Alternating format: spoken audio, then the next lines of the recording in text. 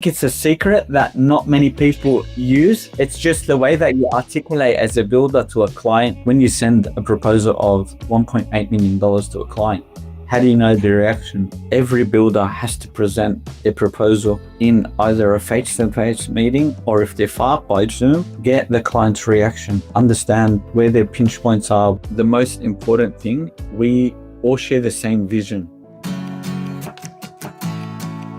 Today's guest, he doesn't just build homes, he builds legacies. Marty Czar, he's one of 5 brothers behind AustralBuild, a Sydney-based company known for its architecturally driven, high-end custom homes. He didn't go to business school, he also didn't climb the corporate ladder, and he never followed the traditional path. Instead, him and his brothers left school when he was just 14 years old. They mastered their trades and built a company from the ground up. AustralBuild has become a name synonymous with craftsmanship, innovation, and quality. We're gonna dig into the real and the raw side of building and what it takes to run a family-run business without turning into an actual war zone. Whether you're a builder, you're an architect, or just someone who appreciates the art of construction, this one's gonna hit home. Podcast is brought to you by Andersen Windows. When it comes to performance, Andersen Windows and Doors set the standard. Engineered with precision and built to last, Andersen products deliver exceptional durability and weather resistance.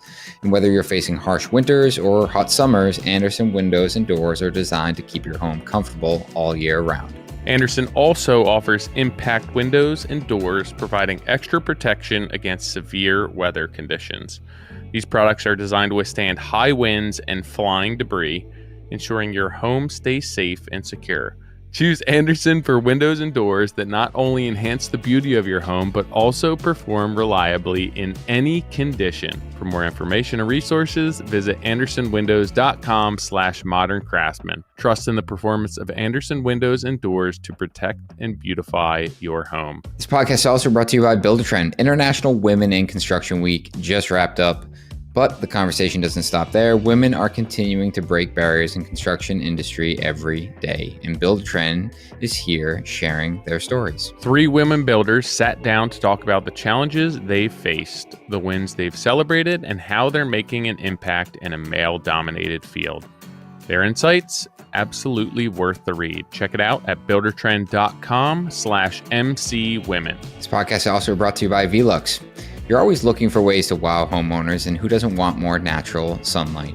With Velux skylights, you can transform any space by adding more natural light without sacrificing privacy. Bring life to focal points, including the kitchen or the living room, or brighten up small spaces such as closets or bathrooms, and leave your clients speechless. Learn more at veluxusa.com/remodeler.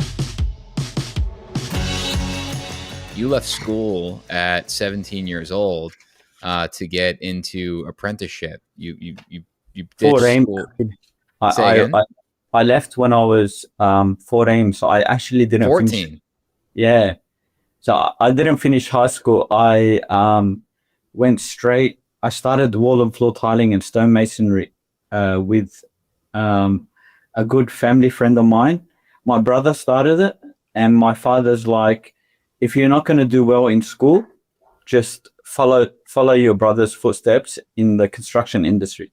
And I don't know what it is. I just had a passion for detail. So when I was young, I think you've seen our brand story. I used to always look at, there was a magazine where they used to post houses and land, and I was always interested in it. And I think it gave me the opportunity to get into the construction space. My brother started Hamish about 2 years before me. And yeah, ever since then, I've just been into it. But I was always like 1 foot in the business and 1 foot working in the business. Even when I was younger, it was like, how do I get to these tier 1 builders? I used to pull a desk from under my bed, when I was younger. And I was always intrigued in researching and understanding, how do you, we would have problems, and then I'll go back and pretty much stay up all night just researching how to resolve these little issues. And just over time, you build knowledge, you build network, and we've always been refining our craft. It was contracting, and then my brother pursued his building license about 6 years in. And then once he got his building license, me and him obviously were working together. We started the Austria Build about 12 years ago almost. So yeah, it's been a roller coaster, to be honest, but I think year on year we've Nick called me and was like, dude, he dropped out of school at 17, which was like shocking, at least in our world. But then to find out it was 14 That's crazy. is Like, yeah. even more insane. Like, that's rock star type of shit where it's like, I'm going to start a band. But like at 14, I understand the want and the need for like agency as you're really coming into adulthood and trying to find out who you are and wanting your own voice. But typically, agency at 14 leads to poor decisions and getting into a lot of trouble or experimenting, going down the wrong path. Like, how did your agency and your like search for that internal voice at 14 lead you down an actual productive path and not just into trouble? My father is our rock.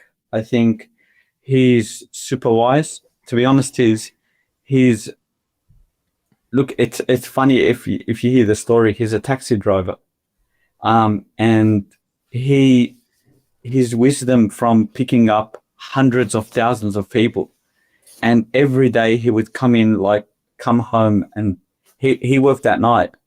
So he's seen so much more than what anybody's seen. He's seen people's dark side. He used to pick up a lot of people that you'd see that are super professional, but at night, turn into animals. So he would come home and give us stories. And, like we are a big family. So him looking after us and his wisdom, people call him Tooth and just try to understand life through him. And yeah, he's been our rock for the family. So I think he kept us in a straight path. I looked up to him and a lot of advice from him. So he's, to be honest, it's to my father. I still, Nick, I can't imagine like Selby's 11. Most of her friends are 12, but like in 2 years being like, you're good. You can just go to work at this point. Like, she literally hasn't worked a day in her life. It's just, I mean, that's what I was going to say is like your father obviously trusted you so much because at 14 years old, he gave you the decision. He's like, hey, if you don't think you're going to do good in school, just go follow your brother's footsteps in construction.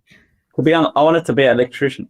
So my uncle was an electrician. I used to look after his van. It was incredible. He was good with his hand, and I just always had interest in the trade. And I said, I'll finish high school, start an apprenticeship in electrical. And when I see my brother start, and I'm like, we're a very tight-knit family, and I think you could see it's been 15 years on. We're still working together. And I said, why not? I used to see him, like, he used to come home full of dust. He did a lot of marble and granite, and it just, over time, listening to his stories got me intrigued in it. So, and we made a decision there, but again, it's like my father kept us in line. So starting business at a young age, I think our business, we started a company called Zar Tiling, which was what our last name. And that started when we're about 18, 19 years old. I had $1 million contracts in high-rise apartments when we were kids. Like I wasn't 20 years old. They used to tell me, when's your father, like, when does your father come into the meeting? And it was, again, it was just developing our capability statement. It's just people trusted that we're a family-run business at a time where I think the industry was very, there was not that much trades that could carry out a lot of the work. So, yeah, how we convinced them, I don't know. But do you think from the marketing perspective or even the trust perspective that a family-run business, is stronger than a typical business? Like, do you think that played a role into securing these bigger contracts? I don't know how other companies run, but like when clients come to us, I think that's one of the first things that they see.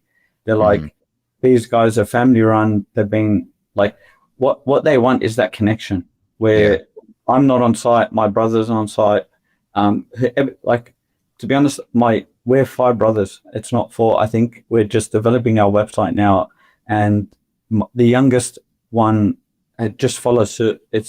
We vibe along very well, and again, it's like our business is structured in a way where everybody's got a share in it. So it just keeps them motivated to build the business. So on the highs and lows, and they understand that we're going to perform at our absolute best. Marty, you said 5 brothers. And so did your youngest brother just join recently? About 2 years ago. He's 21 at the moment. We started a little bit later, so he finished his high school. But again, we've set up positions for them to get into like very good roles. I think in 2-3 years he'll be site foreman. He'll run his own site. I get them involved in everything. I think, Nick, I watched your podcast and Taylor with Brad. It's building the systems is super hard, and I could see, especially doing it with family, they got to believe your vision as well. I'm very visionary, so at first they struggled because it's a big investment, and I showed them day and night your videos, the stuff you guys do. Like, what jolted me really was the pre-construction. I struggled with that for a very long time. We will take contracts on unknown endings. We have fixed price is massive, because the banks are not allowing cost plus contracts to be given out to lending clients. Like, they want a fixed price. That the bank doesn't want the risk that you have an open-ended contract. And to actually, we're big on cost plus at the moment, but to actually have a fixed price, I don't think you can do it without pre-construction. To give the client the exact numbers, the figures, the quantities, it takes a lot of time, man. We're working with clients for 6-7 months at the moment to just get to exactly what they want.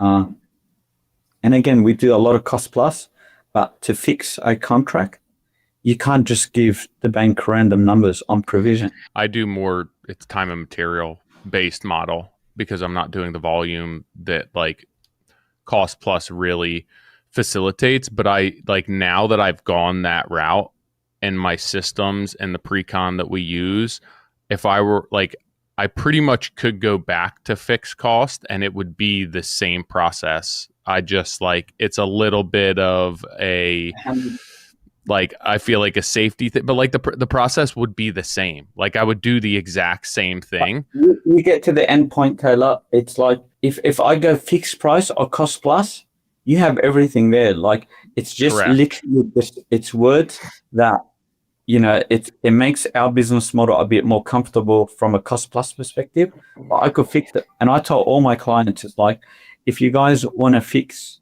the contract, this is everything here. It has to be a bit of a contingency, but other than that, it's giving you guys the comfort to maybe save money. It's a little bit of peace of mind. Exactly right. But like, I don't think that the process would change. But I didn't learn that until I like switched over, because I was just tired of getting burnt. And like, once I switched over and I had to basically justify every number that went into a project, and I couldn't just be like, well, I'm just throwing numbers. Like, they had to be real at that point. And once I actually understood my numbers better, I was like, oh, I could go back now and make money doing this, because now I actually understand what goes into it. I'm with the same position. It's like, okay, pre-construction allows me to get every single nut. I can get down to the last screw, and then it's all right. What do you guys want to do? I have a client now that is finding it hard to enter into pre-construction, but he's like, Marty, I need to know what the build's going to exactly cost before I enter into the pre-con. And I'm like, you could go to these builders that reverse it and give you a building contract as a design and construct. But I said, as soon as they lock you in, you are gonna be at their mercy that any changes in the variance, you're already in a contract where this is a separate agreement, which is pre-construction. As soon as the end of the pre-construction comes to completion, you have all the numbers and everything that you need to enter into construction phase. And when I started doing it, a lot of clients started to realize that this is a no-brainer. Like it's still hard to sell, but it's like it's in a good way where the clients that find it difficult to understand pre-con and why you do it, it's like why should I be working with them? We're a builder. We get 5-10 projects a year, and that's all we need. Yeah, like it all came from not wanting to competitively bid jobs, and that was like the segue into pre-con. It was just differentiating myself and then wanting to get paid for my time, and then it led to just like so many more findings from a business perspective, and then even like you said, just understanding that like a lot of clients aren't your clients, and at the end of the day it just comes down to trust and what people are willing to spend money on. But it's like if somebody's not willing to pay me for the time that it takes to do all of this work, like why are they going to want to pay me to do the work? Exactly. So it indicates a strong client fit from the get-go, which to me, like all things that led down that road were just positive outcomes and taught me so much about business, not even just from a numbers perspective, but just marketing perspective and how I should value myself and what we're doing, and how it's different and how that's creating so much value for our clients. Just a huge learning experience for me over the years of really entering that world. I had clients that, once we sent our pre-construction agreement, they started going into our terms and conditions, and they're like, what ifs and we refined it in a way. But if this client's asking a million questions about our clauses and conditions, first of all, I haven't entered into pre-construction with you. I haven't started the construction phase. And it showed me that this client's going to be extremely difficult to work with. And yeah. we tend to, what we do is we approach our client for pre-construction first. We have in the background architectural proposals as well. But what I started doing is at the beginning of our pre-construction, I was sending the client our pre-construction proposal with the architecturals. And what I'll do is they'll read the architect, sign up with them. And I'm like, I've got an architect that I work with that is signed up 10 projects. And I'm like, hello, where are we? Yeah. And then I stopped presenting our pre-construction through like email. I think that's one of the things I found out. And then second thing was like, okay, I have to do a presentation to show them really what pre-construction is. So we built out this extremely detailed pre-construction about, like we've got iceberg diagrams where it's surface budgeting to deep budgeting. Like we've got graphs where if the builder isn't involved in the beginning, and it comes down to cost and design changes, and if you're not entering it to pre-con, this is the risk that you're facing, and it's your marketing as well. It's super important. How do you balance like implementing something like this or any of the decision making from running the business with your brothers? I'm mainly operations at the moment, so we have incredible people that work with us. I think Nick, I explained to you that I struggled between the marketing. I thought that I could get one person that would fit everything from a marketing perspective, but what happened is any issue that I would fall in, I'll speak to the marketing team. I'll speak to our creative director, Kunda, which is doing a lot of our videos. We have so much stuff in the backlog, and it's like every problem that we have, we create social like media around it to then straighten it up. It's like we get a lot of clients that, our business name, the issue is our business name was built or created before this big land release in an area called Austral. And our phones don't stop ringing. And the leads and the generation that comes in is all these project homes thinking that, we are Austral's #1 project home builder. And project home for us is like, look, to be honest, I see the postcode and the client's name, and I just know that like first thing is like we are fully custom. And now what we're trying to do is veer off that. Secondly, now I think we're pushing pre-construction a lot more through our content. I'm creating my personal brand that helps clients understand what pre-construction is, and that leads them to Australbuilt. I think Nick and Taylor, you guys have done the same thing. It's like personal brand, people know who you are, they come into the company, and it's just all the content that you put out there. So when a client calls you, they already know who you are. They've got enough information about you. They understand what you're doing, and it just helps the sales time like shorten by 60%. Did you bring this to your brothers? Like, was this your idea to start pitching this to them? Yeah, of course. We all struggled with a lot of this. But then just like slowly, I would introduce systems. I introduced Build the Trend was about 6 years ago. We were on and off with it. I used to use it only for its program, its scheduling, and the client interface.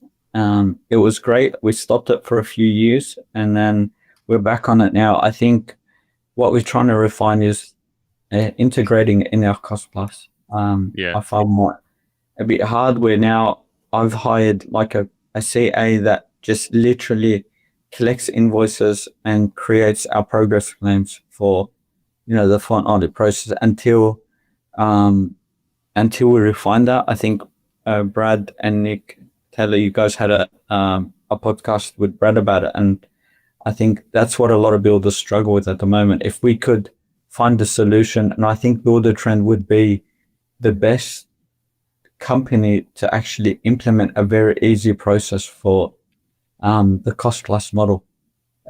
It's not 100% yet, but it's almost like you need 10 builders in there just telling them all the problems, and then having the data guys analyze it and see how to make that a lot easier. But I would pitch it to my brothers. They would struggle seeing the investment, but just over time, and I'm like, these is what solves all your problems. It's crystal clear. And as well, your videos, watching builders across the world use different systems, just help me understand. I would say a lot of stuff in the US, to be honest. It's very hard in Australia. I think a lot of builders are a bit backwards, and not many people. I think it's only been in the past 5 years that a lot of these builders that really care about their business and put systems together are really showing up. But you guys are well advanced, and I think Builder Trend is one of the best systems out there, and it's the way that they pitched it, and it came out of the US as well. So it's like, not a lot of builders here implement things like this. Yeah, I would be curious from like an overall perspective too, if it's just what you're seeing come out of the US. And it's like, I mean, if you watch Nick, you're going to think that everyone just builds multi-million-dollar houses, and what Nick does is somewhat of the exception to the rule. Same thing with what I do, like on a smaller scale. I think that most people probably aren't there yet, and it might be a case of just seeing what's coming out of here and the marketing behind it, which I think is super cool. Like, to be able to look to another country and find inspiration in what they're doing, and then having the awareness that you can establish that and implement that in your own economy and in your own market is crazy to me. It's thank you. Also, Nick, how you guys how you guys traveling with your pre-con stuff? Like, how you seeing it change? How you seeing clients? What if I was to ask you, it's like, what would be the setbacks that you see from clients that you pitch the pre-construction? Everything that you're promoting right now is what we talk about. And, from pre-construction working with clients here, it's the same thing. There's a lot of pushback, trying to understand what the value is, like wanting to understand what the project's going to cost before they go through pre-construction. And, you communicated that really well, when you gave your example of explaining to a client that, if we don't go through this process, someone can tell you that the project's going to cost X amount of dollars and sign a contract. But the problem is now you're locked into a contract and there's going to be changes and variances because inevitably the project's not figured out yet. And we're having the same conversations with our clients. It's just, explaining like this is designed to where we are a consultant in this point, and our goal is to align all parties and all constraints to make sure that we inevitably end up with what we're looking for. And that's a project that's on time, on budget, and, of the caliber and quality that is expected of us. It's not a slam dunk. We talked to Brady Fry a couple podcasts ago and was chatting, just through his process and how he just became really strict with it. And I really enjoyed that conversation a lot because, what he really was promoting is the fact that we as builders and, tradespeople, we get invested into these projects that, quite literally might never materialize. And we do it, constantly, myself included. It's like, I just want to make something out of nothing, and it's hard not to, it's hard not to romanticize over that. We have a client, well, I shouldn't even say a client. I had someone reach out recently and they wanted to build this really cool, all concrete, brutalist home. I'm like, hell yeah. And then, the question comes up of like, what the budget is, and the budget's not nearly what it needs to be. But I can't seem to just accept that. I'm like, but is there a way we can figure it out? Pre-con, Nick, same thing. Massive 900 square meter. We're talking in square meters. So it was a 900 square meter home. Basement was about 400 squares. Incredible home. I built a house two doors down. The client had gone to 50 builders, and 50 built. I'll tell you the story after. He came to me. He's like, Marty, we couldn't find a defect in the home that you guys built. You are our builder. I have X amount of budget, and this is the home I want. So this was early on when I started selling pre-con, and it was like, okay, he said, hands down, Marty, you choose the architect, you work with the architect, and this is what I want.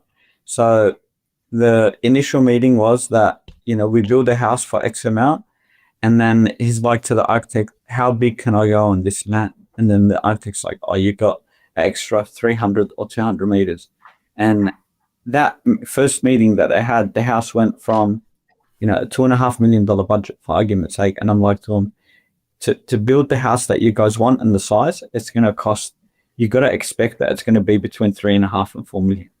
And he sort of swallowed the pill. It didn't tell me anything. He's like, you know what? I said, the only way I can accurately price this job is give you this guide. And then once we go to tender with all our contractors, we could see where we can get the prices. I'm your I'm a consultant working for you. So, let me tender this project out very vigorously and get the prices that we need to get, and I can give you exact numbers. And his reaction was all good. He trusted that process. To be honest, he came to me very quickly, and then I had sent him the pre-construction proposal after I had sort of made an exception that I would start working with him. And he left that on the back burner for about 3 weeks. And I would follow up ever so slightly that he doesn't get spooked from it. And Christmas came, he would have sat with friends and family that are builders. And then he calls me up on a Sunday. He goes, Marty, can I meet you at a coffee shop? And I sat down with him. He said, your system, the way that you guys operate is incredible, but I can't see paying you X amount of dollars for pre-con to tender. And I was like, this is 11 meetings in with the architect. And mind you, the meetings were 9:30 p.m. till 11 p.m. because he's got work in the morning. We used an international architect, a Sydney-based architect, but with international designer that could work in those after hours. And I'm like, okay, no worries. He's like, I'll pay you for your time. And once I sent him that invoice, he flipped. He's like, how would you charge X amount of dollars? And mind you, I split that cost in half, so it doesn't fall off his chair. And it was like, he turned pretty sour very quick. It's like, how would you charge? I'm like, I've consulted you for 11 meetings. I've value engineered so many things for you. It's a concrete bunker house that, this enormous French provincial. How can you see value in that? And I think, Nick, you talk about this. People don't see builders as consultants. I think in Australia now, to build a high rise or work in a specific area in construction, we are considered as practitioners. So there's a new law in Australia which is called the Builders Practitioners Act, and it's made for builders that take on high risk projects, and you are personally liable. It's like your GP, it's like your doctor, it's like all these professions. The builder has now become part of them. Like they're creating this platform where builders, engineers, architects, doctors are all at the same responsibility. But people need to understand that we've got to get paid for it. So many times, like for me, it worked out because it was slow and controlled growth, and the risks were never too great, like based on my experience. And I think that, if you were to give me the marketing perspective and acumen that I have now without the actual work or business experience, that I probably would have failed miserably, because I could get the right leads and I could get the right projects, but I wouldn't have the right systems in place. And it's one of those things where it's like, well, which one do you do first? You want to create the desire for the projects and market towards where you want to be, but at the same time, you don't want to overwhelm yourself. So where should your effort go? Should it go into the marketing? Should it go into building the systems? In a perfect world, it would be somewhat of a blend of both. But I think that I feel like I would take the systems and allow more of like the offline lead generation, where it's referrals and my local network and word of mouth, grow my business to the point where it's like, okay, now we can afford to get into the marketing world, the digital marketing world, and really generate more lead flow because we have the capacity to handle that. The way that we did it, and we've been about 11 years, we had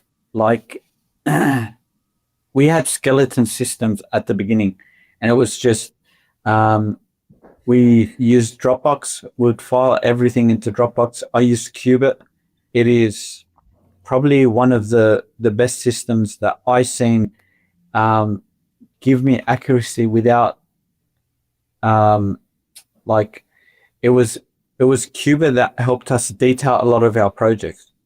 I used to see other builders' codes, and it was all like Word docs, and it was just them presenting like their proposals in a way that Qubit gave us an advantage where everything was super detailed.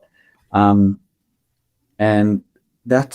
we invested in systems first, but we didn't understand how to use them to their full potential. But Are you, I are you think saying cube it like a Qubit, three-dimensional square? yeah. Now, so Qubit is built soft. It's the software where it's an estimating software, and it Oh, just okay. yeah. I think it's you guys use it at all, Nick? Or, No. yeah. So you search it up. It's just probably it's a little bit hard to use from a contractor's perspective, but if you get like your QS on it, it's incredible. Its depths in it's a it's very heavy system, but now there's Qt Select where they've done, and I think Nick, if you guys look into that, it allows you to create all your trades. So let's say if you're going out to tender, you could put, let's say you've got 3 HVAC quotes, you've got 3 electrical quotes, and it gives you a platform to put all your quotes in. You put all the contractor's details in there. And then if you're sitting with the client, you can liably click, okay, we're going to use this contractor, this contractor, this contractor. And then at the end, it will give you the end cost of the project. So it's super cool. It's a little bit hard. I think you need a QS or estimator to use it. And then I think, Tyler, answering your question, it was more, it was a bit of both. So what we done is I hired a consultant to build, and shout out to RRC, Rapid Result Consulting, and it was Derek. So I hired him, and he, in our growth, he gave me the time and the system to actually build out our marketing guy. And I think, Nick, what you had done was hired your own media company, which a friend of mine did this here in a different industry. It was a buyer's agency. And the first thing that I done was hired a creative director and a videographer, and he sort of seen our pain points and started to create media around everything we're doing. At the same time, we're advancing our systems while I had a consultant helping us. I think you don't understand how much a consultant can help until you get one. I used to always see like all these, consultants say, we grow your business and everything. And I met him on YouTube. It was just that I went through a lot of his content, and it was just super chill. Came from a construction background, and I just said, you know what, he might be the fit. I didn't want somebody where I could work with that then gives me to a junior that he's hired because of his marketing strategy. And I was working directly with him. I still work with him directly, and he's helped me build all these systems while then, we create our media. It's a lot of investment. You do have a bit of a burn rate, but I think within about 8 months, you'll start to see the results that come in, and then you could reduce the cost. And then you're like, okay, I can drop the consultant. I could create more organic. Content, where then your organic content becomes paid, like clients, leads, and it's always strategizing to get the best results. Like, creating multiple platforms where you're on, even putting a link or a click.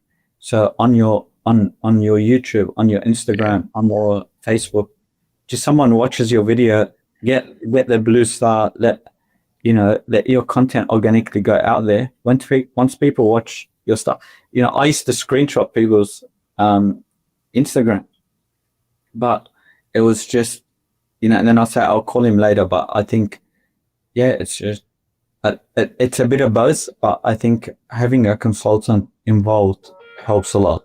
I think it's also interesting how few people have business coaches have consultants for their business. And it's like, well, how can I afford to do it? And to me, it's how can you not afford to do it? Like, how can you not afford to invest in your business in some way, shape, or form, whether it's through marketing, whether it's through a coach, whether it's through business. And then I start like a little bit off topic, but when we went to get a new dog, we had always adopted dogs and gotten dogs from other people, or they were like, somebody didn't want their dog anymore, we take it. And we went to go get our first dog, and I like bought a bunch of books, and I was on YouTube, and I'm like learning how to raise this dog, because that's what everyone does, right? They tell you like, read this book, you're getting a puppy, read this book. But then other shit in my life, like having children, for example, I didn't read anything about it. And it's like, having a child, raising a child is so much harder and more complex than a dog. And I spent like countless hours watching YouTube videos of people training dogs. And my wife's like, you didn't even do that for our kids. And it's like, it's athletics too, right? Like your kids play sports, and then they have a team practice, and then they have a personal trainer, and then they have a conditioning coach. And we do this for so many other aspects of our lives because that's just what everyone else does. But then you get into residential or commercial construction and business, and like very few people use coaches. Very few people invest in themselves through coursework, through attending seminars, through going to trade shows and formal training, where it's like, that's the bare minimum that you should be doing. Like the absolute bare minimum. You've been like, we've been about 10 years.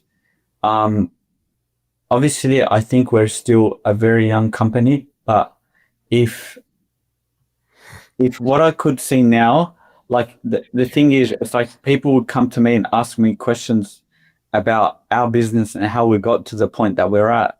And I'm like, it just gives me a flashback of 10 years of literally torture getting to here. He could have the answer in about 10 seconds and literally change the course of the way that they would operate their business. And I think that's what people don't understand what coaching is. It's like, I'm hiring somebody that has knowledge, that has been through hell and back, and he's saving me 10 years of getting to, like, to be honest, the pre-construction course. If you guys didn't exist in the pre-construction course, it would have taken me about probably 3 years to understand it. How to, like, you guys went through that pain point. I needed to know and understand, how do I get from not selling pre-construction to understand where I should be.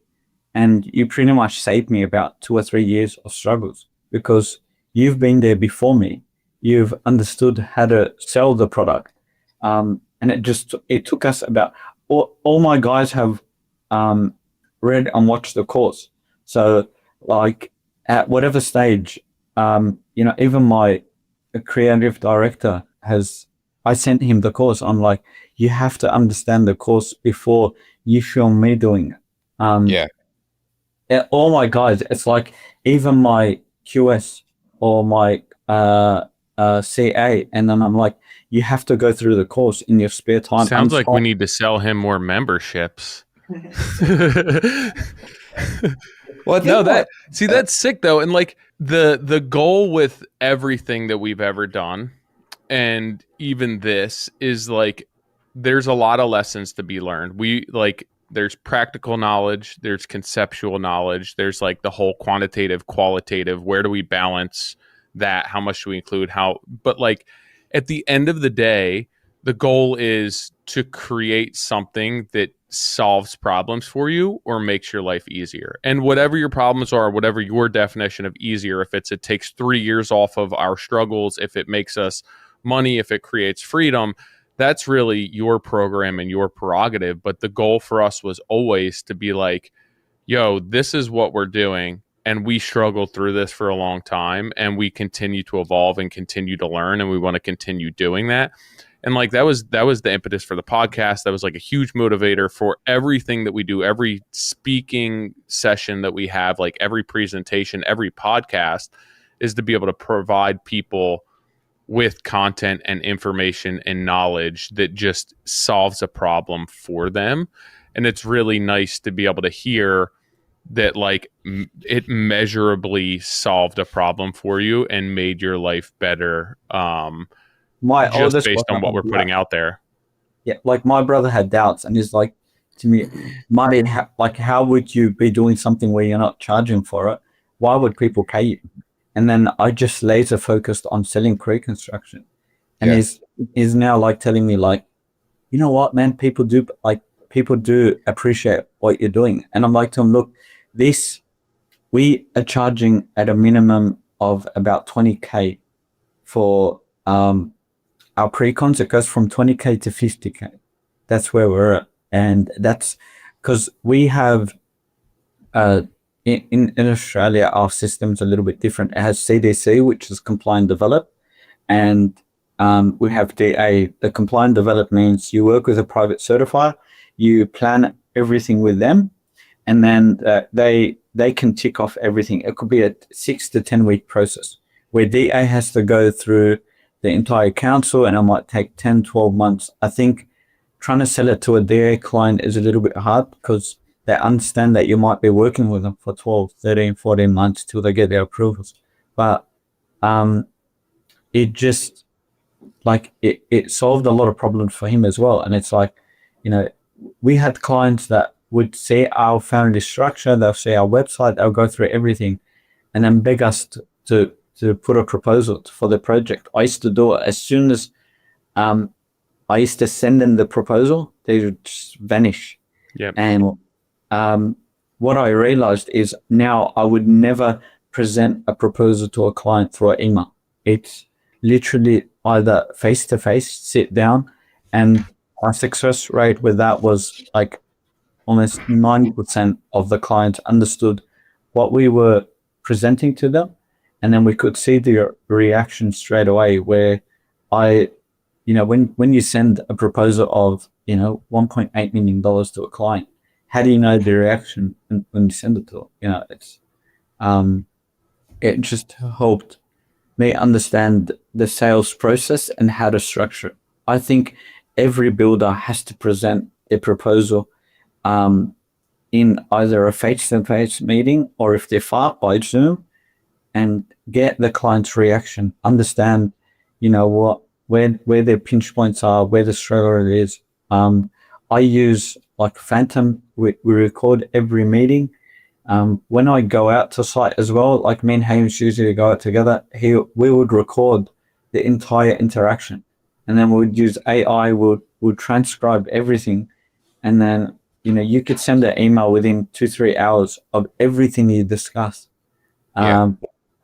And I've met big developers where we asked them, can we record this? And like after a couple of meetings, he said, I see you guys so much more advanced than everybody else, just asking those questions. And I think again, like AI for us it's been huge. Well, before we get into AI, because like that's a great use case for AI in our industry. Like we preach how communication lacks, but before we touch on that, going back to what you said, I think your note about the consultant or a coach or someone kind of teaching you through it, it's the perspective of a coach. And in anything, like you think directly related to sports, it's like or business, doesn't matter, but they have just a unique and a different perspective. And I remember like a specific example. I was training for a marathon one year, and I had hired someone to help me. I had hired a coach to help me like run better. And meanwhile, like I'm looking up YouTube videos. I'm Watching reading Forrest stuff. Gump. I'm watching Forrest Gump. I've got the apps tracking my beats, everything, and I'm just like, I feel like I'm doing everything I can, and I should be optimized. And it was the first time they put me on a treadmill and they recorded me up with an iPad in slow motion, and then they played it back to me and was like, see, this is what you're doing here, and this is why you're out of breath so quickly. And it was just because they had a different perspective. And I think that right there is an exact example of like why pre-construction consulting, like whatever it is, like working together as a team through a project and having different perspectives looking at it, will always be the most beneficial route to a successful project. I had a meeting with an architect about 2 days ago, and it was like, I said, I want to pitch your architectural firm to our clients. And they're like, look, Marty, I think, like I explained to them our pre-construction process, and they're like, when clients come to us first, the first thing we tell them is we've got nothing to do with builder price. They said, go to a builder, get a QS, but we won't give you prices. We will draw what you want, and we won't guide you on price. We're not going to take that responsibility. It's a very big responsibility for anybody I need that job. You see? Dude, I'm just going to draw what you want, and I don't know how much it's going to cost you. Like, she literally told me, she goes, I don't want to tell a client that you can't build this house. I would rather them pay for a builder. We are probably not the most favored people in the pre-construction circle, because they're going to come to us and say, what's this going to cost? And you have to tell them the truth, because you're either going to hear it right now, solve the problem, or you're going to go through the entire, like, let's say you signed the contract and that there's a doubt that the project's going to go over by X amount. You either tell the client upfront, resolve all those nitty-gritty issues, and enjoy the build process. And give them, like, it is the absolute biggest investment. And I think it should you sort out all the hard stuff up front, and then when you're building, like, it helps them enjoy the process. You don't want them moving into a home that it's caused them stress, and it's like ruined their entire marriage almost, because it was, they're like, what we promised them we didn't deliver. I would rather give them the hard truth up front. Do what we do best. Build the house to the most extreme detail we can. Give them a smooth process. Once it's complete, they don't want to, at the end of the day, when they moved in, they want to sell the house and get rid of it because it gave them a nightmare. It's not worth it. I think, Nick, I had a question for you. We have something here where it's in Sydney or Australia, it restricts us from taking too much projects on at a time, which is called homeowners warranty. I don't know if you guys have heard of that. So the government has put a scheme in process that they limit every builder to their capacity. So we have about $8 million worth of projects we can take at one time. And the government has restricted every builder to a certain limit based off their experience. There's a full criteria, and there's a panel that review the builder to say, okay, you are worth X amount of dollars. That's crazy. See, what I can't take more than 8. But the thing is, I think, Nick, what they've done is there's so much cowboys out there that the issue is. I understand why it's in place. Like, sorry to cut you off, but like, I totally understand that. Like, there's no doubt that for the majority of people, like, that makes sense. But I mean, I can't be the only one sitting here thinking, like, man, like, if that was the case, it would take me forever to grow. It's a business killer. What they want is they want to see your systems, processes, your experience as well. And sometimes you would have to let them put a mortgage, or you could put your house up to say, look, I'm ready to commit my home to build my business. Is that just Sydney or all Australia? It's all of Australia. That's so interesting to me. I'm like, you're familiar with the Greya team. I know they're not in Sydney, but like I just won the home off Greya. Like, I was building a development. I flew to Brisbane, but just to get they're incredible guys. Like, I mean, yeah, like, I wish Rob was not as busy, because I talked to him and I'm like, I need to get you on the podcast.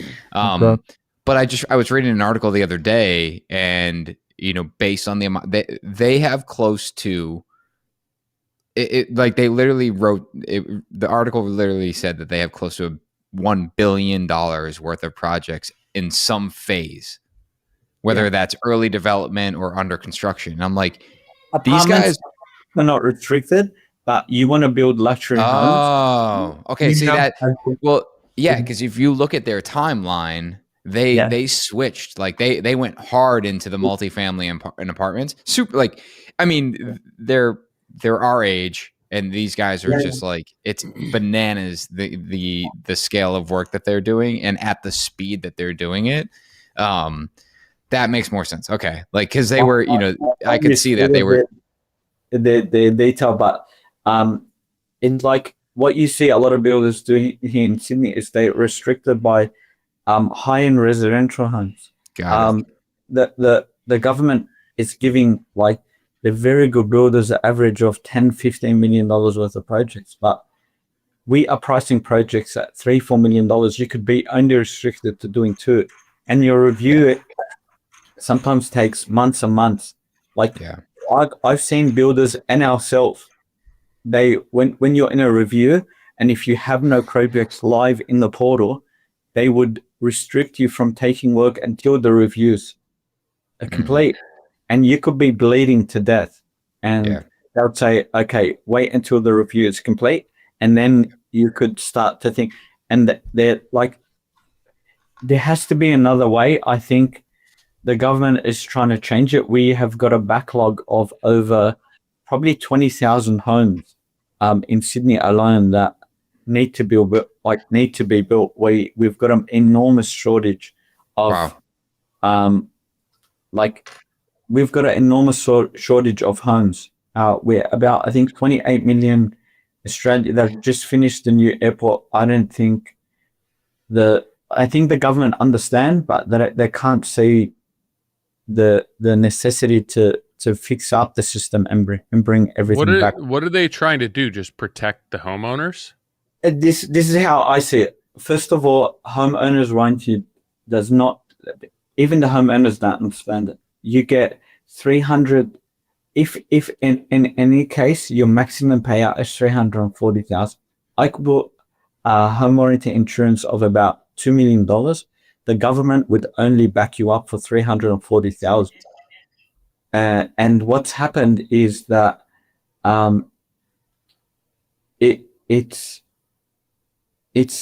sorry, Taylor. It's a system to stop. Like, let's say I'm a builder. I get 15 clients. I could go out and put a 10% deposit to every one of them. It's $1.5 million or whatever it is, and it's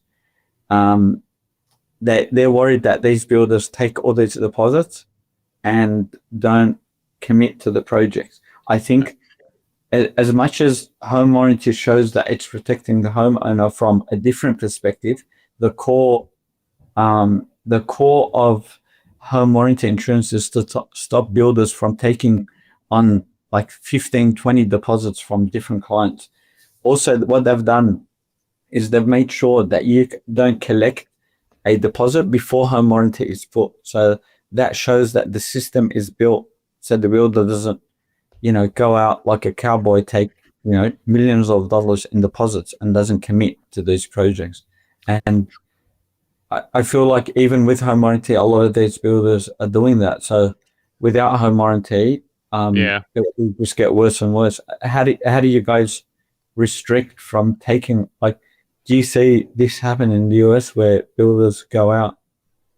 Well, there's a cap on like how much legally you can collect for a deposit in the state of New Jersey. So basically, it's per job, right? Where they cap how much of a deposit you can take, but also you're allowed to get paid for all special order materials, something that you have to order for that job to get it started beforehand. So it can be over that percentage. To me, that makes more sense. I'm always of the mindset where it's like the people who are going to do that are going to do that whether you put rules and laws in place regardless. So why punish all the people who are doing it the right way?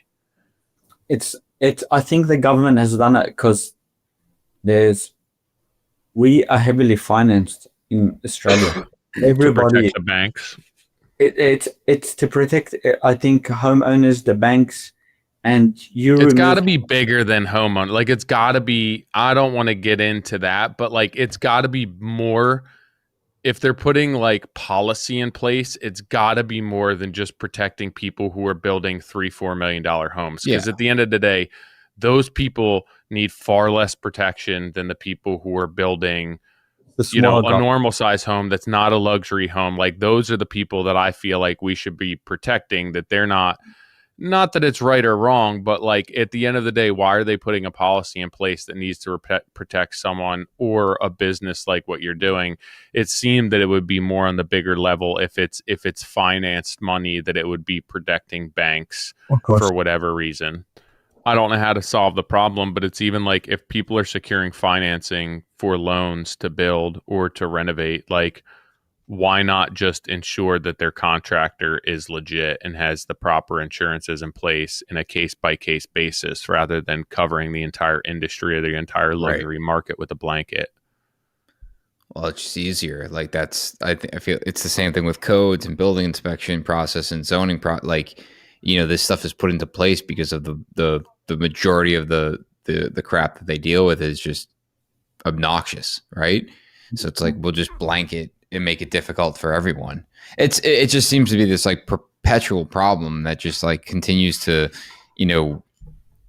it just becomes more and more complicated as they try to add all these additional opportunities for someone like you to make it easier, but then it just like opens up another can of worms of like issues. So then it's like they band-aid that next. Of course. We also have like that's one part, that's licensing, and then you have now you want to work in an apartment building, even if it's a bathroom or anything, you have to be a Class 2 builder, which you have your standard building license, and then anything that shares a common space, you have to get another licensing, which is called Class 2, meaning that you understand, you've run these courses that show you waterproofing detail, that show you all these details that you should understand.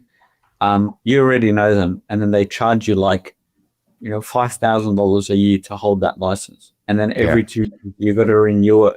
That's to work in a Class 2. Also, what you would need to do is get designers that are Class 2, waterproof consultants, audit consultants that need to get their license. And I heard with an architect that I was sitting with yesterday, there was a guy renovating his kitchen. He removed the wall, and then the council stopped him, and they're like, all right, you need to get your CC or your approvals for it. Like, to renovate the kitchen, it cost him $40,000 in planning line. And the guy freaked out. It's like, that's half my budget for the entire renovation. And he just had to do it. But it's becoming a lot more difficult. I think what the government is trying to do is obviously squeeze all the people who don't know how to operate their business properly, get them out of the market. And then this is the new standard that you have to be. And I think, Nick, what you're saying, it's like making it super difficult for anybody to enter in there. But it will create a monopoly. It will create a inflation in prices. Like, you would renovate a bathroom 3-4 years ago for half the cost you would renovate now because the compliance. It's just great. Like I feel the same sentiment regarding when you have an inspector that wants to bust your stones, where it's like, I just feel as though in your situation, like put somebody in place who's going around and assessing the work that's being done, the people who have all the proper credentials and the permits in place and they're playing by the rules. Like, don't hammer them. Find the people who are not playing by the rules, and then like if you want to drop the hammer, at that point drop the hammer. Like, those people are going to be doing this whether you put all this in place or not. Right. So why not just cut to the chase? And it's the same thing with an inspector. It's like, I'm here trying to do it the right way. We're by the book. We have everything in order. Don't hassle me. Like, go down the street where the dude's just completely renovating the back of a house with no permits, We nothing have in order. what inspector on I think if you jump on TikTok and put he's called the TikTok inspector. He wears like a security guard vest. And homeowners call him. He's in Victoria, not in New South Wales, but the stuff that you see that he finds out like would literally blow your mind. He's good. A lot of the builders hate him, but I think he's taken action in his like with his own hands. He's gone out to all these sites. He's busting like from how frustrated he gets. He would literally change the building company. Yeah.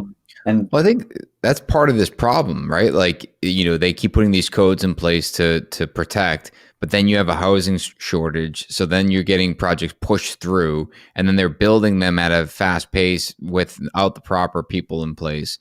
It's the same thing here, Marty. It's like, there's projects being built, and it's like we're trying to do everything we can to make sure we're on the up and up. Meanwhile, I'm watching the next door neighbor build a project that the WRB is not installed before they put the siding up, and my wife's like, "What's going to happen?" I'm like, that building's going to rot. Like I don't think Nick, you've seen Australian buildings. Like we don't have any. Like I'm looking into. I build everything out of concrete.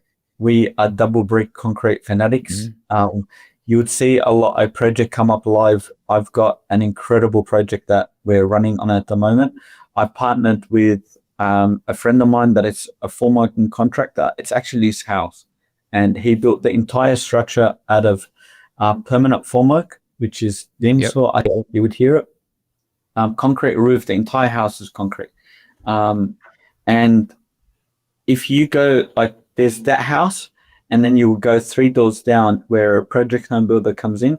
They do timber frame as like prefabricated timber frame, and it's literally just brickwork, no sucking. Like we didn't even do like there's no. I think you guys do homes that are you do the blow test on them. I forgot the name of them. Blower door test. Like blow you Blower literally door test. Oh, passive house. Yeah, passive house. So there were a company in Victoria now, like Australian company, and it's really pushing passive houses. Like our houses, man, if you literally just run a blower through it, like it would leak from every single corner. We just do it's pretty much stick. And then some houses don't even have siding, and it's brick veneer. Like we get rain as well. Like our rain falls, like in a day. We get like a month's rain in a day. Sometimes you get brickwork that soak up so much that 60% of houses are full of mold because you've got no protection. It's a huge issue. I think that there's a 7-star rating now that just came out, but we are so behind. Like we're not, because Australia has such a balanced weather. We don't get extreme cold. We do get extreme heat, but the houses that last. You could see a house 7 years old. It's falling apart because everything's expensive. People are financing stuff. They want the cheapest build, and they just get caught out. Like, how do they know? Like what are the blower tests is? If you're going to allow for ply and then parking, like these, a homeowner wouldn't even pay it. I mean, that also sucks that's a lot of times what you end up having to battle and compete with clients, which I think is difficult. Is there like a big trade program as far as getting kids into working with the trades in Australia, or are not a lot of people working in the trades? We have a massive shortage. I've seen something come up very recently that the government is creating like programs to get kids. Like everybody is online. I think a lot of kids are avoiding trades. I think the government is trying something, but we have a massive shortage. Like, Is there? I mean, does most everyone go to like a postgraduate high school or college in yeah, so we Australia, or is that? TAFE and uni. So TAFE is made for like contractors, beauticians, anything that doesn't need a higher qualification. And And then that's after like 12th grade. exactly right. Yeah. So we get 12th grade, and then you could either take the path of TAFE, or you follow the path of uni. Even uni, you need for project management and some construction courses, they are through a uni degree. But And are those like government subsidized programs, or are you paying out of pocket for them? you pay out of pocket. Like, I think it's called Hex. Yeah. And you guys would have probably the same thing. So I think there's not a shortage of like, everyone does project management. You see so many kids like leave school to do project management, but then you don't get roofers, you don't get tilers, you don't get carpenter. Like, carpentry is super popular here, but to find kids doing apprenticeship in bricklaying, very hard. Like, there's they're out on the news every day saying, we've got shortage of specific trades that are super hard. Like, again, it's a passion. Like, to be outlaying bricks in the middle of the sun, what kid's going to look at that and say, what I want to do if it's not? I mean, even the transition from your business and a tile company and like working with stone and tile and everyone working with your hands, I would assume at some point you outgrow that, especially as you integrate the entire family into the business, where it's like, well, how much money can we make doing this? What's the contracts look like? Was it just a natural evolution to go into the new construction world from tile, and being at that point that you guys are all supporting the family through that business? The way that we thought about it is, the industry is very tough. The tiler was always the last contractor on site. So you have tilers, painters, maybe plasterers. And when we're doing commercial or bigger projects, the builder's budget still run out at the very end. Yep. So Hook Copper was always the tiler or the last trades. We would never get our attention. And I'm like, if you can't beat them, beat them. So Hamish went out to do his building license, and then we said, I love tiling. It helped me so much in our building industry, because I could see what a lot of people can't see. We work with millimeters. A lot of other trades work in 10 mil, 15, 20 mil. Like, we are super precise, and we use that skill on all our projects. Like, the way that we set out the mark out, we see the project in a different eye, but it was always that you were the last contractor, and it was tough to collect your final claims. And you think about it, like, we have another company called Strip Out Bros, which does internal strip outs and structural wall openings. We're the first contractor on site. People, like, their cash reserve is still full. We go in there, strip everything out, put the steel beams, get out of there, you get paid, like, and the client's still very happy. But when you're a tiler, like, they would have probably experienced so much bad trades come in. You come in, try to fix everything up, and then they've ran out of money. They're already committed to the project. So I think that was one of the things. But just being in control of the entire project just allowed us to be in a better position. And it was just, I think that's what led us to it. We built a good team. Like, tiling, you could make, especially when I left, there was a lot of competition, because we had so much people come in from like internationally, and change the market. Like, what you could charge, the competition was fierce. Yeah. But I think if I was a tiler now, you would make so much money with the systems and process that I could implement. But it's not the fear, it's just that we are a final trade, and I don't want to take the risk of being the final trade. Yeah. It's I don't know if there's a better trade from like a progression of being hands-on, like if you had to pick one trade to moving to, either a super role, or a builder's role or a larger scale remodeling role than tiling, because it's one of those trades that it's a finish, but at the same time, like the rough is so important. And there's like, I mean, you just think even just a shower, it's like you're coordinating with plumbers, electricians, framers. There's so much planning and layout because it's not like paint. You can't just change the color quickly. You're dealing with waterproofing, like the inspection process, all the trade coordination.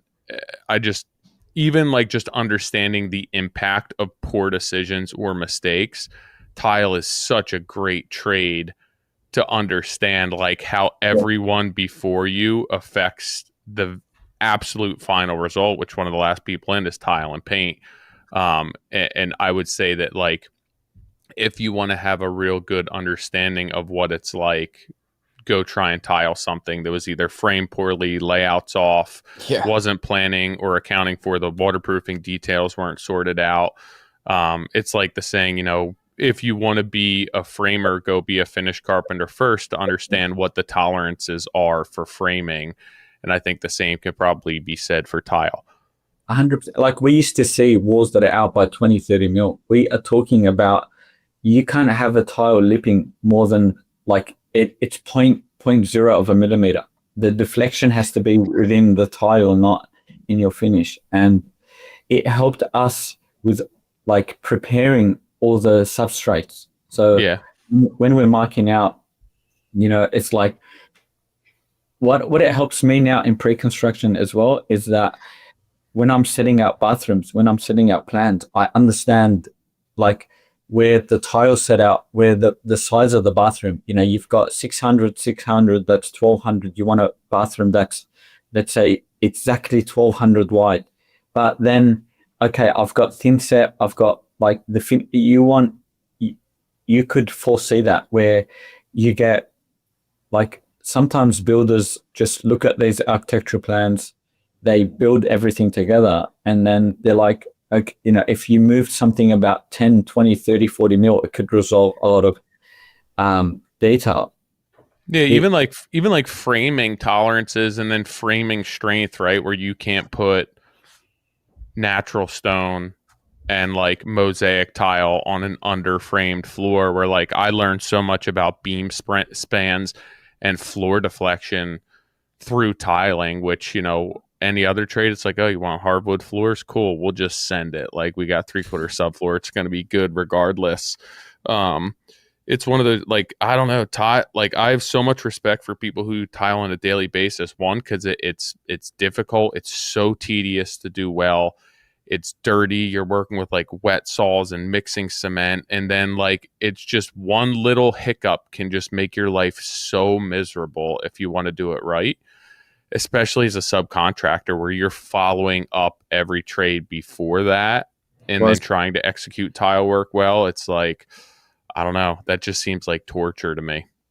I still use, like my cousins worked with me when we first started the business and I use them all the time, but I have one guy that started with me when we first started the tiling company, and I've been about maybe 15 years. He only does my tile. Yeah.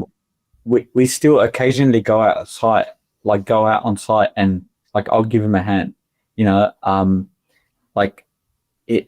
I still pick mistakes on him. Like he freaks when I get on site. Yeah. I'll hold the hammer sometimes. Just like we mark, like they used to call us the four hawks, and it will. Like sometimes it will go 3 of us on site and just literally rip through the entire site. Just and it like you see a lot different to what other contractors see. Like I could see a wall out by 3 mil, like anything that's bowed. Like we used to on projects like with plasterboard, that used to freak me out. Where we would wait for the certain sunlight to come through the whole property and then mark it. Yeah. It's just it's you have to be very passionate when you're building. If you're not providing like the client with the utmost detail, I think like you would see a lot of these builders that would just take the builds, finish them, full of defects. The client's got nothing to do. You don't want to be there. You know, it's you have to have a passion for it, I think. Do you find, so I always find it interesting when somebody has a family operated or family owned business, because I tried it a couple of different times, a couple of different ways, and it never seemed to work out. So do you find, like, what's been the secret to success for you guys to be able to work together? Is it ensuring that, I know you said everyone has stake in the business, but does everyone have like a distinct path with their roles and like unique roles and responsibilities? Or how do you guys maintain peace while working in a family business? Because like the biggest struggle I always found is that, like, even with our kids, you're a certain way around your family because they know you, and you don't have to like have that little bit of facade put up where it's like they really can't see my true side. But when it comes to your family, they already seen that however many times. So I feel like you don't hold back on how you feel. You don't hold back on how you speak to them. And I think that a lot of times that's where the turmoil starts. Of course. So like what do you feel has been the secret to success, to maintaining like the standards and the outlook of your business while still being family owned and operated? I think the most important thing, and look, I struggled with one of my brothers that he had his like own way of operating a site, and I would like butt heads with him all the time. But the best way that I can articulate it is we all share the same vision. My vision, my brother's vision. We hang out with each other. You know, it's like it's hard to, like, people used to say like and say like how do you guys not fight? How do you guys not, you know, like we do. I think we matured very, very young. You know, I've got 4 kids. My oldest brother's got 5. We started our marriages very early, and we matured very quickly. But I think going through the struggles that we did in business, we all had an equal share or an equal stake in the issues that we went through. It's not like it's when we went through hardship, we literally stood together. We constantly communicate. I think communication is probably the best thing that would get you to where we need to, and just sharing the vision. If I have a vision, my brother has a vision, or they have specific ways of building the business or creating like an offspring of the business, we share each other's passion, and it's just crystal clear for us at the moment where we're heading and what we need to do.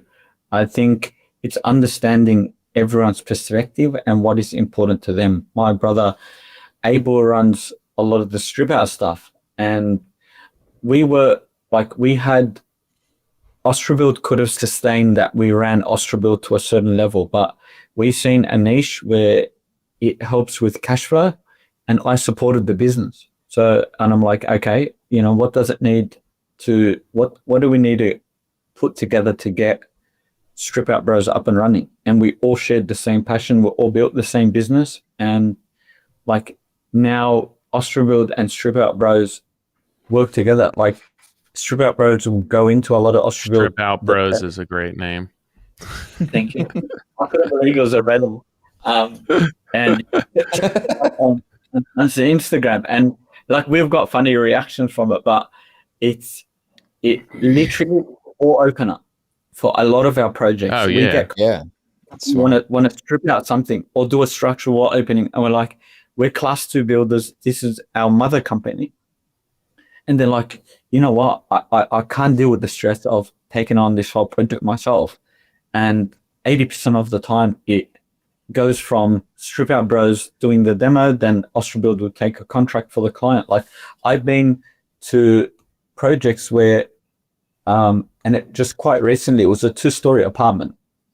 The builder had called us to strip and demo all the structural walls in the apartments. And what would happen is, he realized he wasn't a class 2 builder. And we just had a conversation with him. We're like, look, we're a class 2 builder. We could project manage the build and you still take it on. And he's like, look, Marty, I don't want to deal with this. And I'm like, would you recommend Build to the client? This is what we do. And, 2 days in, we went, had a meeting with the client, everything. And we'd won the project just from the door opener of Strip Out Bros. And it's like almost $1 million apartment renovation. That's smart. Just like it's getting in on that level. Is your I know your dad played like a pretty pivotal role in your upbringing and early years. Are your parents like still around in your life and in the business? 100%. Like, dad just mentors us from the outside, and Yeah. mom and dad are still together. I've got the Baker is the youngest boy. He's the last person at home. So like, everybody's built their family, everyone's sort of left home, but I think everybody's got a strong connection with my father. He mentors us from, I think, not from a business perspective, but what's right, what's wrong. Yeah. He's seen so much that if we have an issue, I would literally tell him, Dad, I'm going through 1, 2, 3, 4. And most of the times he'll turn it on me. He'll tell me, what did you do that with this? And he's almost like a psychologist, but and keeping you accountable. The reason I ask, and it's really like off topic, but I've found from my own personal experience and then like looking into it more and just realizing different people's different situations, but I feel that most of us think our job as parents is when our children are younger. And I realized that I think my parents dropped the ball as we came into our formative years and then as we became adults. And they didn't do a good job of maintaining the family dynamic and like serving as good role models, even though like we were getting to the age where we were realizing our parents were just making it up as much as we were. But I think at that point, it was Tyler, it was 7-7-7, and it was like, for the first 7 years, you let a child be as free as he possibly can. Then the second half is the other 7 years where you really put a lot of time and effort into teaching your children what's right, what's wrong. yeah, And then give them as much knowledge as you can. And then the third stake is the 7 years where you pretty much, as a father, befriend your children. And it's where there's a line between discipline that you taught them and then the friendship to give them like a more of a open relationship with your kids, where it's, and like, now I could pick up the phone and call my father and ask him any question, and it's this, like he doesn't get surprised. I've been through 1, 2, 3, 4. This is happening. What's your suggestion? And the way that he reacts is neutral to it, because we built that relationship. Yeah, I think that that's so important. I just, for years, I thought that being a parent and having parents was when you were in the house under their roof, and I've just realized that there's such a strong component of that as continuing to be that moral support and that role model for them as they come into young adulthood, and not overstepping those bounds, but it's your job to continue to maintain that family unit. And I found that a lot of my older friends and like older people I know that maintained like a really good family unit growing up, their parents worked to make sure that happened. And a lot of people whose parents didn't do that, or It was a bad family dynamic from early on, or even like my case where it was 16, 17 years old, that the family ended up falling apart after that. And it seems to be that a lot of that is because the parents like felt their job was done and stepped away from it and was like, it's up to you guys now. So I think that there is a lot to be said for that. We come from an ethnic background where, like your family don't want you to leave, but you see a lot of like Western countries where, the kid turns 16, 17 and the parents are like, you know, this is the door, go live your life or explore. And we have a different dynamic. So I don't know the other side, how it is, but I think that's the difference. But we're more like our parents don't want us to leave, where you see some parents, like I might call it a bit selfish, is like, okay, we want to live our life now, you're 16, 17, just bugger off, we want to travel, we want to do everything. But I think some parents see their family unit like as an extension of them. You don't want to throw your kids out to the and it's just, again, it's like it's that dynamic. Like my father would guide us even till now. I've got 4 kids, I'm out of the house, and I still feel like I'm under his umbrella, and I'm happy that way. But again, I think it's how people's family dynamic is, or how they grow up to. Yeah, I have a close buddy from growing up. He actually was the youngest. He passed away, but his dad and his mom are still married. They have a relatively strong faith, and the whole family works for a family company. And like, I'm 100% convinced that it's because of the dad's work ethic and the values that their dad and mom instilled in them growing up, and like continued to do so even at 80 something years old. And I think that it serves as a really good example, bigger than just business, but from a life perspective, how to ensure that your kids not only are well-rounded, respectable children, but how they become like respectable adults who contribute to society and maintain that family dynamic, which is really cool, because my family did not do that, not even close. As long as you're aware of the situation, I'm sure that, like, especially, let's say, having a conversation with me or maybe seeing your friend, like, it could be changed, like, and like, you're aware of how you grew up and how now, like, you just by visually seeing like your friend or maybe me explaining, it's like, okay, I want to change the path of my family. I think it's, some people say, oh, I'm not born into it, it's generational, but it comes down to you. As long as you're aware of the situation, you could keep, your like, from me, what it is I've dealt with a lot of people outside of family, and I could, as much as you could build a bond and a trust, it's like nothing compares to, like, we've been in the pits, like from a business perspective, where everybody would turn their back straight away and they don't care. But if you have a good family, strong bond, like, they're not going to turn their back on you, and like, I seen that happen. And I think that's what makes us, I think, bond a lot more. And that strength of, if something didn't go right, we just stick together. Like, we could work on a project with no money, just like do everything we possibly can to finish it, and like, just be proud of the project. Nobody knew that we didn't make $1 here, where if sometimes, and I'm not saying now, but this was early stages where, like, if you were to employ somebody that was disconnected from the family, it was like, they didn't care if you made anything, or you're not making anything, or you're building towards something. That's it. They need to be paid. They need to, and I think that's the difference. But it could happen in partnerships.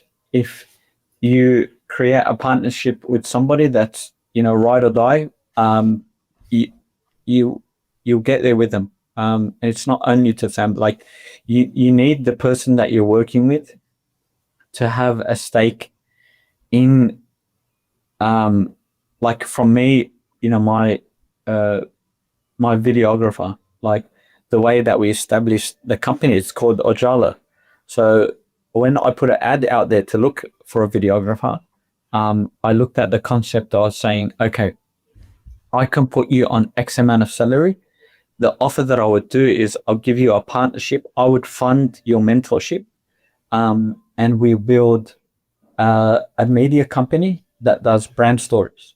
And he now has like I went through probably about, and he came to me with a pitch showing me like details of myself and what he could do to our brand and everything. I'm like, okay, I'll put you on a salary. We opened a brand together, and that brand is owed by myself and you, and we build it. Yeah. You've got stake in it. Where I benefit from it is obviously that all our creative media and videography could be done in house at a flash. Um, and then if any revenue happens from the media company, I could offset that to Correct. to to thing. And I think I don't know, maybe Nick, if you've done that structure, or Mm. I've I've seen other people do it where you got to give the people that you're working with a bit of free will. Like you have your expectations, but they have to have the energy to build something with you. It's like Yeah. you hire a superintendent, you put him on site, he doesn't care. He wants to work from three to from 9 to 5 or whatever it is, go home, he doesn't give a shit. But you Right. give him a flake that you're on this project. If we hit these milestones, you get a benefit from it. And you see his dynamic, the way that they change, the way that they work. Um, even my youngest brother, which is Baker, like he knows that he's got a share in this. Like he would work, like he would work on the business like I'm working on it from a different perspective. And I think Taylor, you asked about positions. I think it took so long for us to put ourselves in positions where I do a lot of the operations, Hamish is construction, and then I have Abel, Musa, and Baker. They're on site, and they're comfortable with that because then I have to deal with the paperwork, that I have to deal with the administration side. They love being on site. They love taking care of a project, and that's where they're at. That's where they shine. Where I support them is with all the documentation, whatever needs to be done to get the project over and out with, and they're happy like that. But in the back end, they understand that no matter if I am in the office or wherever I'm at or wherever they're at, like it's the same pocket. The business is creating revenue for all of us. And Yeah. I think a lot of people struggle to see, you know, I used to hear people say, "Oh, I'm not being involved in this part, or I'm not being involved here." And I used to say, like, like I'm not involved in what you're doing. Like, let me do what I need to do, and communicate with what you're learning, what's happening, what I'm learning, what's happening, and whatever you need to ask, just let me know. But I think the roles have to be split in a way where there's a trust.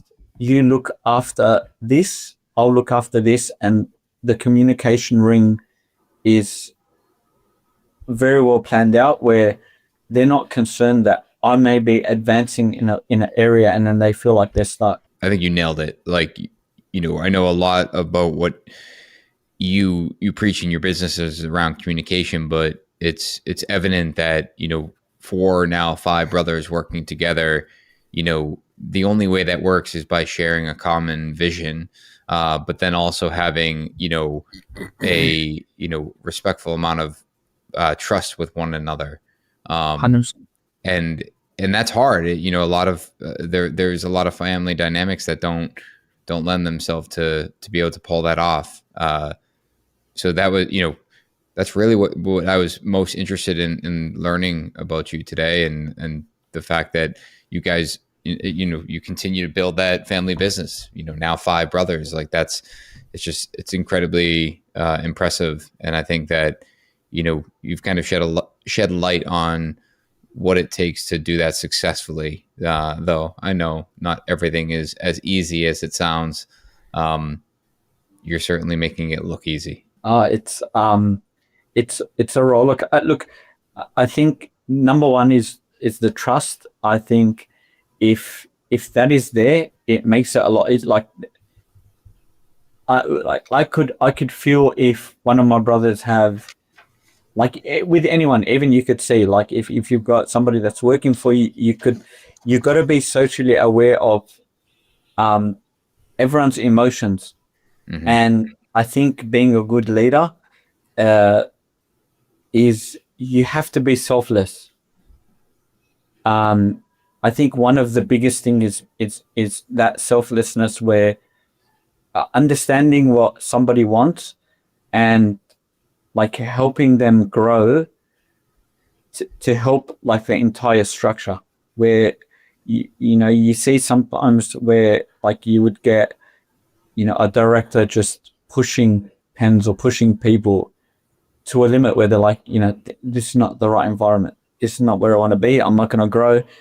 I've been there, and I've seen so many people work for companies to say that, can I see myself 5 years in a different position? And, I think I'm super fortunate to have, my family work with me and my brothers, where even Baker, my youngest brother, he's come in at a very young age, but in 2-3 years, he would have a position much higher than what his friends would be working in a different company. And it's like, it's unique, but I think if people research family-run businesses and how the operation works, you would see a lot of it online now, like where, sometimes some companies bring on their kids, and then, the child in 3-4 years maybe running the operation. How did he get from not knowing anything to run an operation?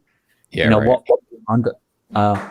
And I think if you take on people with the mentality that you could even create like a family dynamic, even in hiring people, to say, what's their goal? Where do they want to reach? And can you get, an apprenticeship from not knowing anything in, to 3 years of understanding how to run and operate a job? You've just created that incredible asset for you, for the business, for him.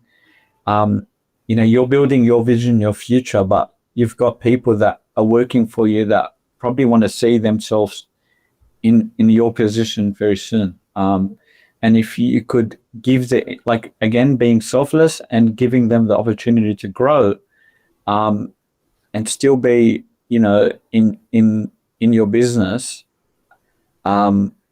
you've gained them forever, because you imagine you having a guy working for you for 5-6 years, and then all of a sudden he wants to open his own building business. You rely on him. He knows your everything, like all your ins and outs. What do you do? It's unfortunate, but at the end of I think that's a lot of the world that we live in due to the constraints of our industry. So I think that if you can give them a place to continue to be able to make those decisions and that autonomy, which then leads to that personal agency for themselves, I think that it leads to them having stake in the business as if it's their own, as if they're a family member, as if it's something that they have ownership in.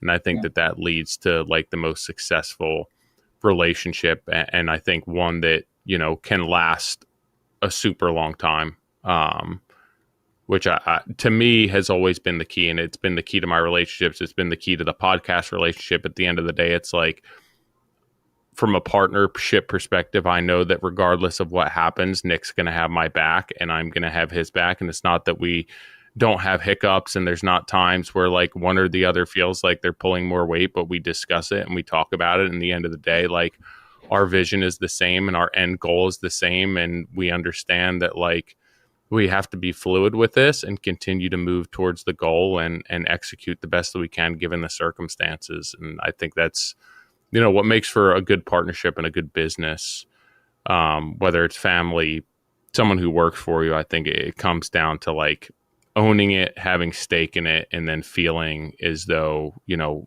the work you're putting in is appreciated. Of course, like I think also, Nick, one thing that like we've been recently working on is creating like SOPs for everything that we do. Yeah.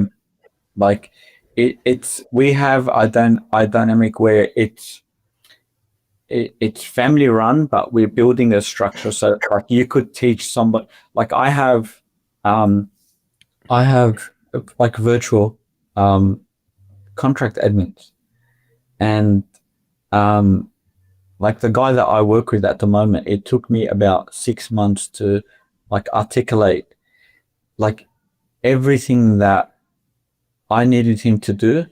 It's tough. It was like I was at points where like, you know, shit, like what do I like is this gonna work? But then I realized and I'm like, give him the task, let him make all of the mistakes that he needs to do. And then if I explain to him everything that it's doing wrong, if he gets better 5% at a time, Yeah. it's like every time I would explain something to him, he's gained 5% more knowledge. And by the time 6 months in, and our bit, like, to be honest, our business is very versatile where you get, you know, so many different moving parts. And I'm like to him, I'm going to give you 6 months. You understand everything that I'm doing. You're going to do a lot of mistakes. I would help you along the way. And what I felt was like a 5% rule. It's like every time you do a mistake, I explain it to you, you gain 5% more knowledge. Yeah.